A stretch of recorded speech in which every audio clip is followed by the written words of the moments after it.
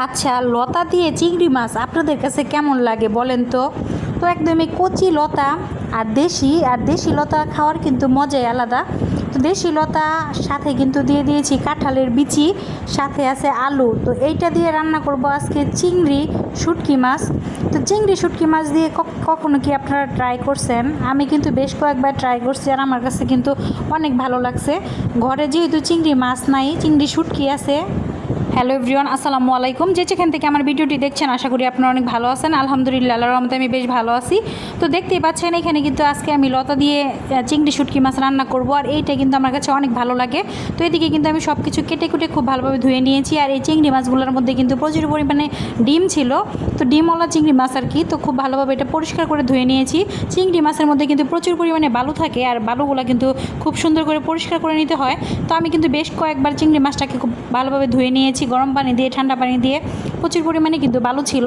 তো পরিষ্কার করার পরে এখানে একটি প্যান বসিয়ে দিয়েছি, পরিমাণ মতো তেল দিয়ে এখানে আমি পেঁয়াজ আর রসুন কুচি দিয়ে দিয়েছি।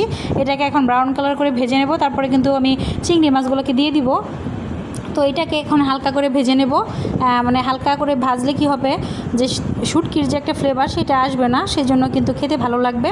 তো চিংড়ি মাছটা ভাজা হয়ে গেলে আমি কিন্তু এইখানে পরিমাণ মতো সকল মশলা দিয়ে দিব, হলুদ মরিচ লবণ যা যা লাগে আর কি, সব কিছু দিয়ে আমি মশলাটাকে খুব ভালোভাবে কষিয়ে নেব। কষানো হয়ে গেলে কিন্তু এখানে আমি লতাগুলোকে দিয়ে দিব। আর একটু সময় নিয়ে, দেখতে পাচ্ছেন আমি চিংড়ি মাছটাকে কিন্তু ভেজে নিতেছিলাম। একটু সময় নিয়ে ভাজলে কি হবে, যে কাঁচা যে কোনো ফ্লেভার আসবে না, একদম ভাজা ভাজা থাকবে আর কি। আর এটা কিন্তু খেতেও ভালো লাগবে সেই জন্য। তো আমি কিন্তু আমার ডেইলি ব্লগ শেয়ার করি, আমি প্রতিদিন কী রান্না করতেছি সেগুলো আপনাদের সাথে শেয়ার করি। মাঝে মাঝে আসলে ভিডিও শেয়ার করা হয় না বিভিন্ন ধরনের কাজের পারপাসের কারণে।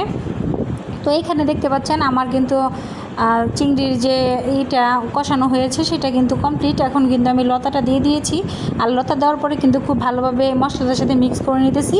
তারপরে কিন্তু ঢাকনা দিয়ে ঢেকে দেবো, আর খুব সুন্দর করে এটা কষিয়ে নেব। কষানো হয়ে গেলে কিন্তু আমি পরিমাণ মতো ঝোল দিয়ে দিব। ঝোল দিয়ে নেড়ে চেড়ে আবারও ঢাকনা দিয়ে ঢেকে দেবো। আর 10 থেকে 15 মিনিট এটাকে রান্না করলে কিন্তু একদমই মাখো মাখো হয়ে যাবে। তো লতার তরকারি কিন্তু আমি কখনোই ঝোল ঝোল রান্না করি না, আমি একদম কিন্তু মানে মাখো মাখো করে রান্না করি, মানে পানি একদম শুকিয়ে ফেলি। আর এইভাবেই খেতে ভালো লাগে। তো এই যে দেখতে পাচ্ছেন আমার কিন্তু তরকারিটা অলমোস্ট রান্না হয়ে গিয়েছে। তো এইভাবে রান্না করলে কি হয়, খেতে অনেক মজাদার হয়। আমার কাছে এইভাবেই ভালো লাগে। তো আপনারা একবার হলো বাসায় ট্রাই করবেন, আশা করি আপনাদের কাছে অনেক ভালো লাগবে। তো ঘরোয়া খাবার কিন্তু এমনিতেও মজা হয়। তো আজকের ভিডিওটি আপনাদের কাছে কেমন লাগলো অবশ্যই কমেন্ট করে জানাবেন। আর এইভাবে আপনারাও কিন্তু একবার হলো ট্রাই করবেন। তো সকলে ভালো থাকবেন, আল্লাহ হাফেজ।